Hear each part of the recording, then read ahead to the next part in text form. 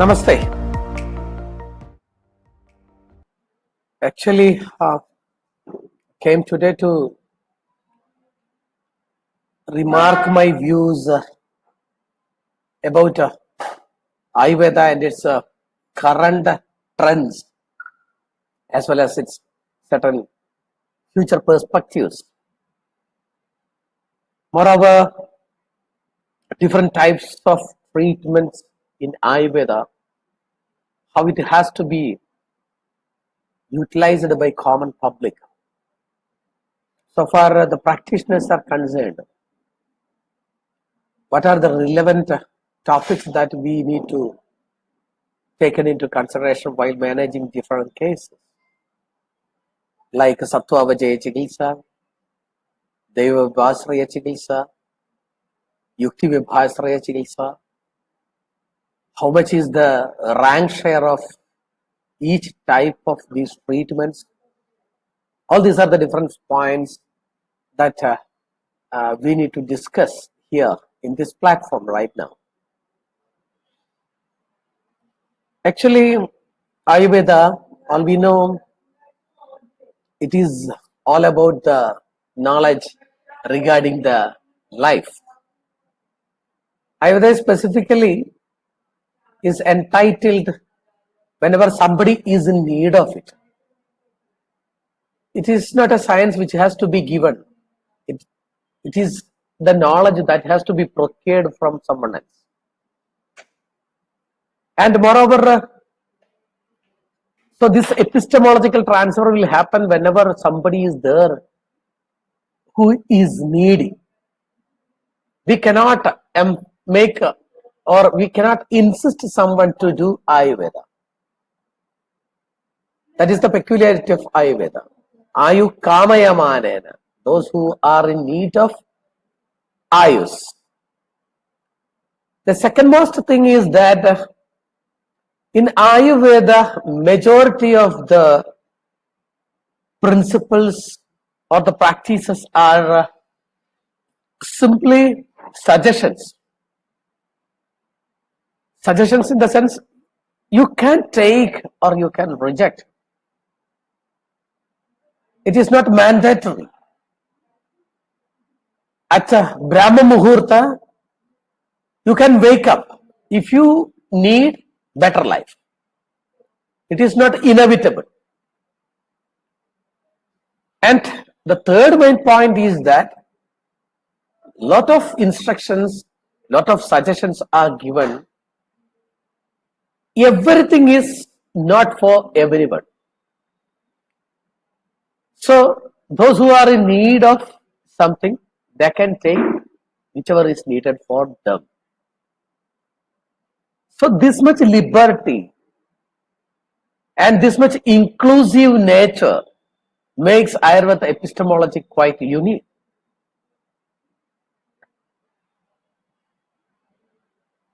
Of course, it is the future medicine. Ayurveda is going to be the future medicine. And by the name Ayurveda, it may not be present in future.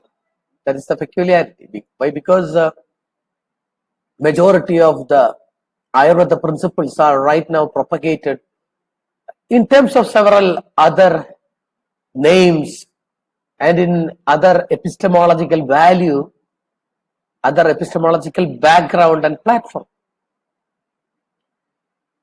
Whether it is in which platform or in which platform these knowledges are propagating is least bothering to me, at least. Why? Because in the name of X or Y, it has to be propagated for the betterment of humanity. There are functional medicines, there are salutogenesis, and there are several other such concepts are emerging right now. Almost all the features in all such disciplines like salutogenesis are similar to Ayurveda. So this is the peculiarity of a reductionist system like a biomedical system, that whenever they go deep into the reductionistic point of view, finally they will reach to very minute details which is far away from the real subject. So they will do certain meta-analysis, and we can do several compilation of such works. Finally, we will get a holistic approach.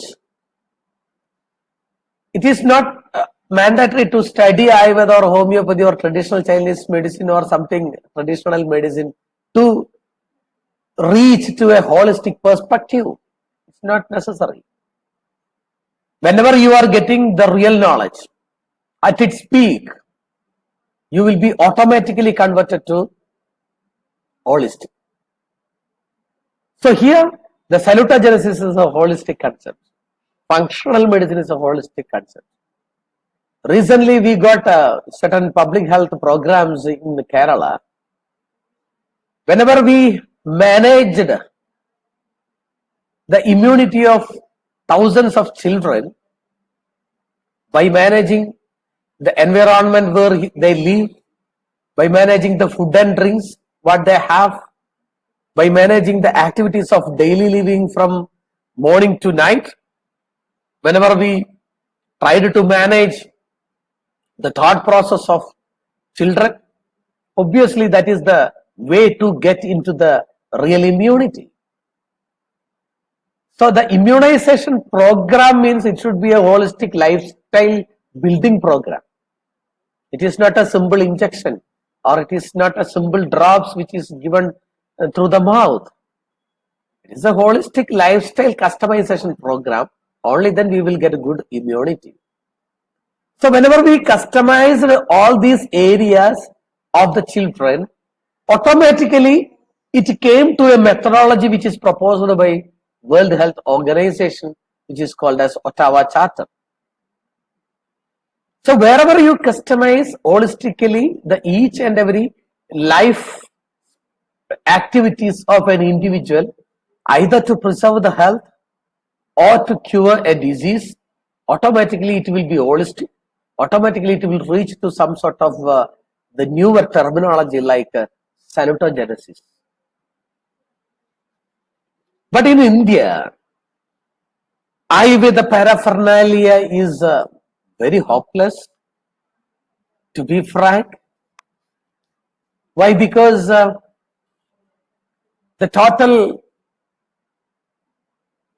the infrastructure of Ayurveda is not meeting the needs of the total nation. All we know in India, there is a National Health Policy 2016. If you go through the National Health Policy, you can palpate the real potential of Ayurveda, what the rulers are seeking, or what the policy makers are expecting. In the National Health Policy, there are 17 areas where clear-cut expectation of Ayursh system is mentioned in India. Unfortunately, neither the academia, nor the researchers, nor the industries are meeting the requirements or meeting the expectations put forwarded by the nation.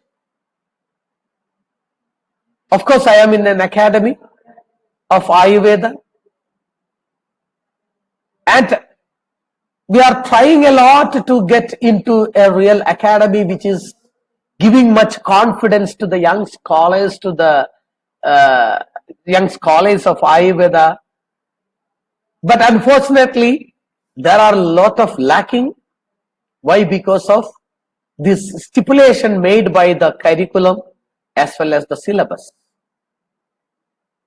However, whenever they are coming to the clinics, whenever they are coming to the hospitals, they are getting much more confidence whenever they are seeing the cases, patients, treatment, and its results. But majority of the time, according to the curriculum, majority of the time they are not in the hospital. Majority of the time they are in the academic institution other than the hospital.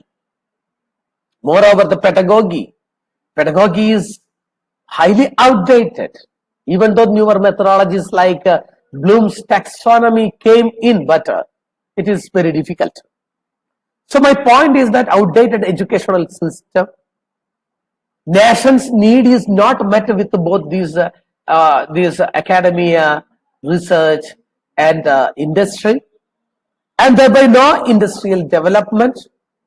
This is the situation right now in India. What should be done ideally? That is very important. What should be done ideally to make our Ayurveda more applicable in the public health and personalized health? Of course, there is need of integration, no doubt. Integration of different systems, integration with the biomedical system, integration with other traditional medical system. Wherever there is goodness, those has to be integrated sufficiently in such a way that the final result will be the benefit of the needy, either to manage the disease or to manage the health and wellness. This integration is now happening with a lot of damages, accidents, even in the Mayo Clinic. National Center for Integrative Health Research Platforms, complementary and integrative health platforms. The government of America is doing NCCIH. Everywhere they are formulating the integration in such a way that it gives lot of damages to the either to the real epistemological background of that traditional medicine or ultimately to the patient or the needy. So the basic integration has to be done in the epistemological level, not at the practice level. In epistemology, we should integrate, and so that the product of the integration in the epistemological level should be in such a way that it should explain almost all the areas of our subject of interest. For example, many a times, take the example of arthritis. Nobody knows why it is happening. For example, in Reiter's syndrome, why the eye is affected, why the urethra is affected, why the scalp is affected, in addition to the joints. There is no exact explanation for that in biomedical science, either in terms of genetics or in terms of microbes or in terms of inflammatory markers.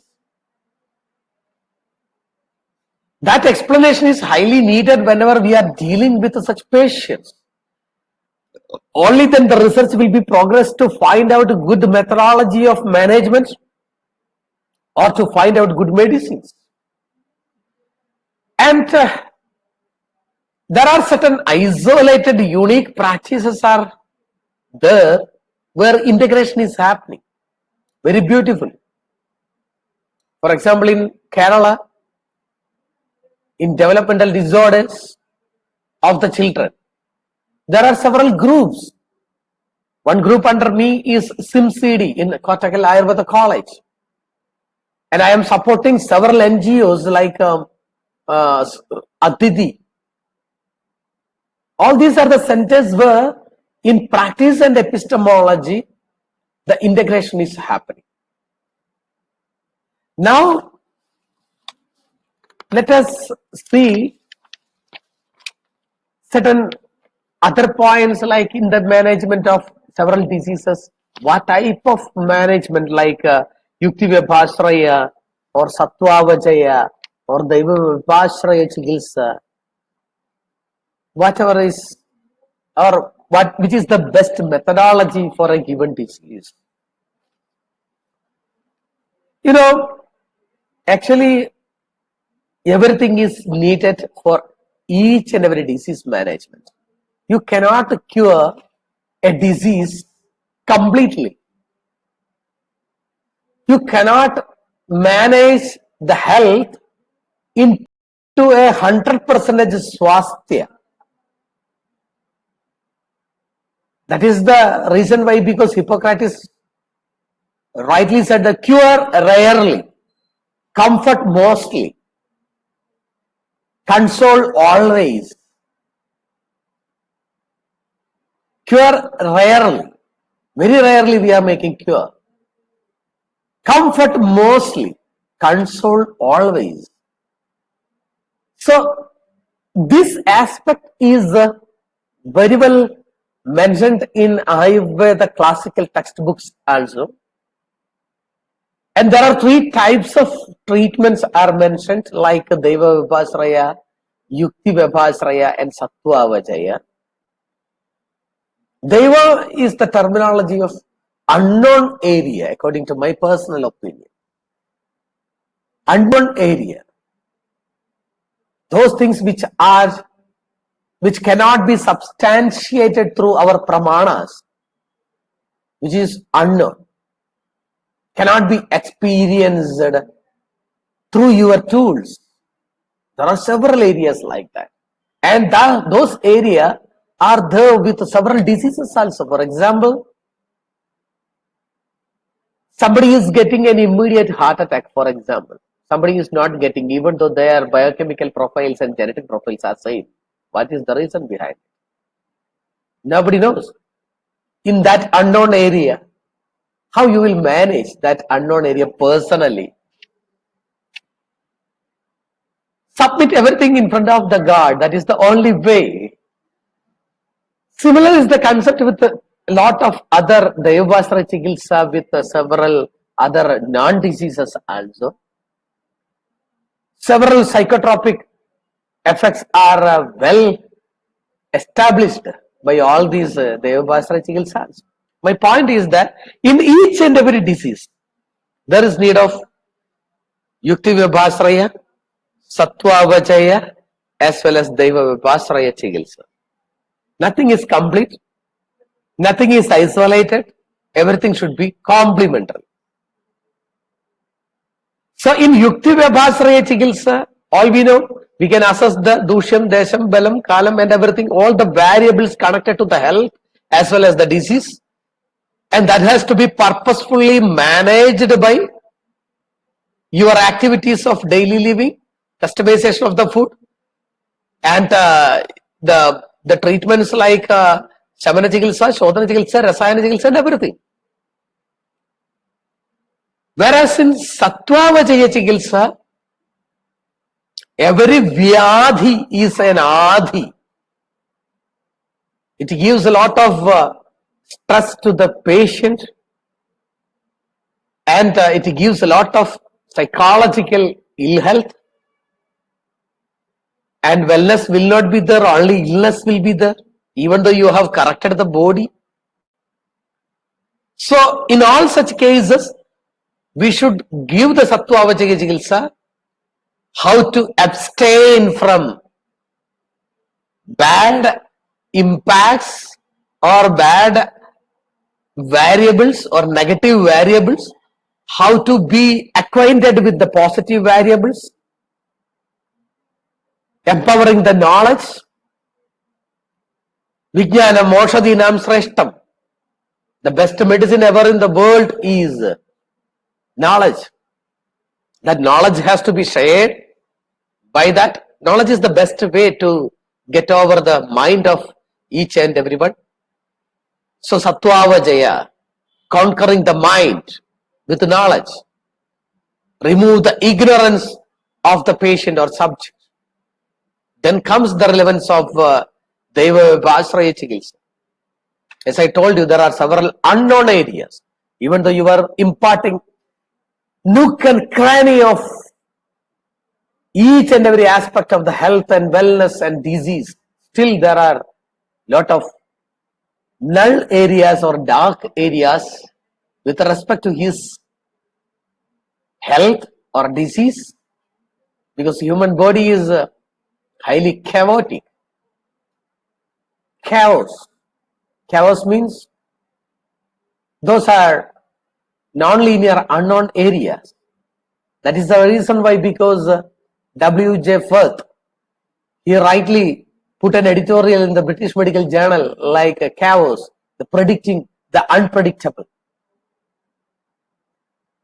So those areas has to be managed with the Deva Vipasaraya Chikitsa in principle, but the practice can be diverse. During the ancient period, it was by Beli, Mangalam, Homam, Prayashchittam. These are the different types of applications of Deva Vipasaraya Chikitsa. Nowadays, we are doing entirely different practice. We are doing several behavior modification therapy in the form of or in the place of Deva Vipasaraya Chikitsa. We are creating certain environment. So there are several techniques. Newer techniques has to be incorporated in Deva Vipasaraya Chikitsa. The next main point connected to this is Manaswasthya is important while managing the case. Swasthya is only one. There is no Sharira Swasthya, Manaswasthya. Which one is more important? That is actually such a discrimination is not there really. Because mind, body, soul is a continuum. If the body is in swastha, automatically the mind will be in swasthya avastha. If the mind is in swasthya, automatically body will be in swasthya. Vice versa. And its opposite will also happen. So the Manaswasthya, if you are separating it, isolating it from the Sharira Swasthya, that is non-Ayurveda practice. And it is unscientific. And in future perspectives, the current trend of the biomedicine and the current science and technology has to be understood for its certain behaviors. If the COVID comes, or if any new disease comes, or if the existing disease changes its behavior, immediately the three main group of scientists will come in action. Number one group is biochemist or biochemistry discipline. Number two, the genetics discipline.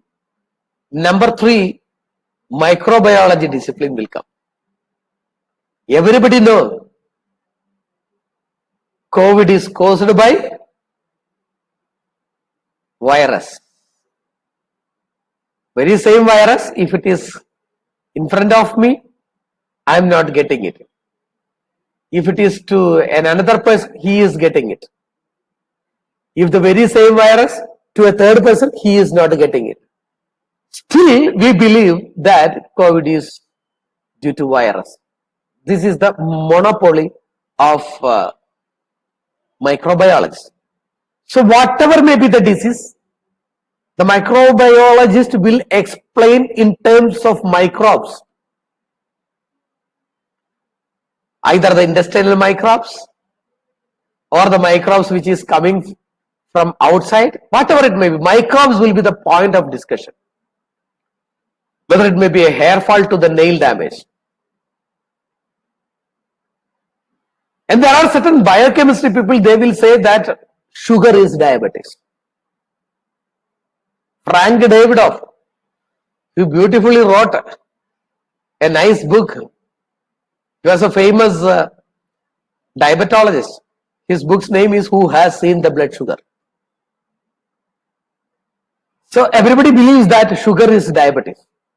This is the monopoly in the knowledge area imposed by biochemistry. There is another group of fellow, they are called as genetic specialists. They will say everything is genetic. Why these 5% of people are not getting this genetic positivity? That is 95% confidence interval. 5% may be aberrant. So how can they predict that whether I am coming under this 5% or not? That's another question. So this sort of future perspectives has to be taken into consideration while managing a disease as well as wellness. There comes the relevance of certain holistic principle to understand the mechanism of human body as well as the disease. That is what is called as either the holistic approach, or as I told you, the salutogenetic approach, or there is functional medicine approach. There are several terminologies may come. So these are the main points that I want to ponder in this scenario. So my humble request is that the major thrust areas of Ayurveda application in the day-to-day life and in the clinic management are non-communicable diseases. Why? Because they are free from microbes, monopoly.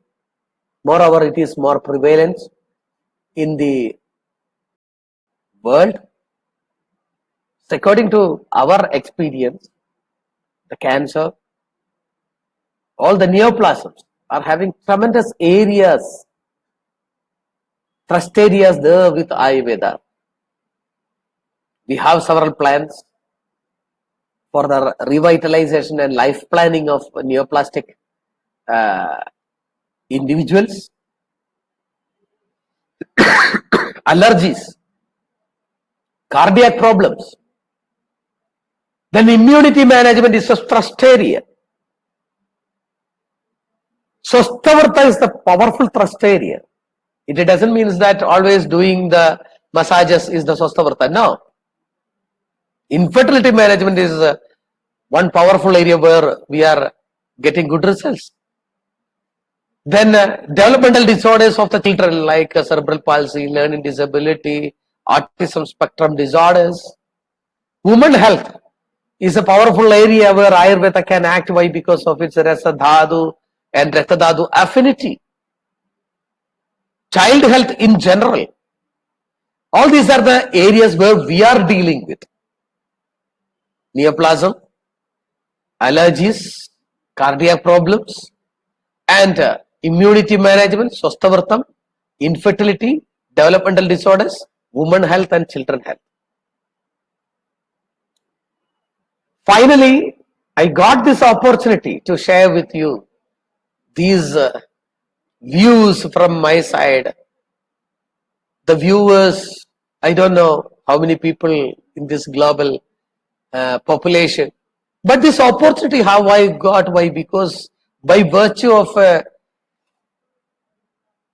my Guruji and a well-wisher of Ayurveda, the real karma yogi of Ayurveda, no one but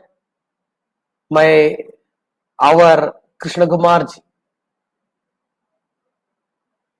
Whenever I entered into Ayurveda arena in academia in 1994, I was so fascinated not towards the academia but towards the research. In the first year itself, I heard the word research in Ayurveda as a synonymous word of our Krishna Kumarji. From that day itself, Krishna Kumarji was an inspiration to those young scholars at that time during the 90s. Finally, lastly, we met in Tattva Prakashini and we met in several other venues like certain Ayurveda colleges in Kerala. The energy what he is keeping through these years are one and same, reverberating, and equally transmitting to us, especially to my wife. She is not from Ayurveda field, but from a physiology field, from the biomedicine. She was so charged by the talk of Krishna Kumarji, because his talk is always enthusiastic. Moreover, he is telling truth. Truth is always energizing. So I am so saddened by the absence of Krishna Kumarji now, because of we lack several long-term perspective planning in the field of Ayurveda academy as well as in the research, and we feel there are lot of lacking in the planning of the research as well as in Ayurveda in our country and abroad. Whenever I feel that lacking, I remember Krishna Kumarji as well as certain other such fellows, and I bow my head in front of his memories, and by this I am winding up. Thank you, the team of Coimbatore Ayurveda Pharmacy, for giving me this chance to share my views under the umbrella shadow of great Krishna Kumarji, and love you all. Thank you very much.